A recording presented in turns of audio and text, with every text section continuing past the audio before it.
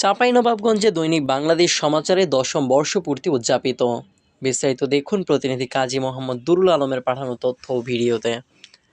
দৈনিক বাংলাদেশ সমাচারে গৌরবময় ১০ বছর পূর্তি উপলক্ষে চাঁপাইনবাবগঞ্জের মহানন্দা প্রেস ক্লাবে আলোচনা সভা ও দোয়া মাহফিল অনুষ্ঠিত হয়েছে।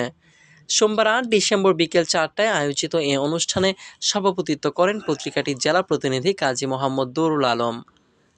অনুষ্ঠানে সম্মানিত অতিথিবৃন্দের মধ্যে উপস্থিত ছিলেন নবাবগঞ্জ সরকারি কলেজের অধ্যক্ষ প্রফেসর মোহাম্মদ আব্দুল আউয়াল, সরকারি মহিলা কলেজের অধ্যক্ষ প্রফেসর ডক্টর বিপ্লব কুমার মজুমদার, জেলা আইনজীবী সমিতির সভাপতি মোহাম্মদ ইসহাক, মানবাধিকার বাস্তবায়ন সংস্থার জেলা সাধারণ সম্পাদক মুয়াজ্জিম হোসেন মেহেদী, সিটি প্রেস ক্লাবের সাধারণ সম্পাদক মেহেদী হাসান সহ বিভিন্ন শিক্ষা প্রতিষ্ঠান ও সাংবাদিক সংগঠনের নেতৃবৃন্দ।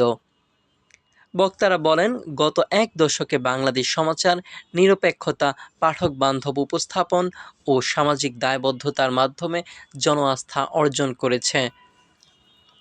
আধুনিক যুগের চ্যালেঞ্জ মোকাবিলায় সত্যনিষ্ঠ ও বস্তুনিষ্ঠ সংবাদ পরিবেশনার গুরুত্ব আরও বাড়াতে হবে বলে মত দেন অতিথিরা।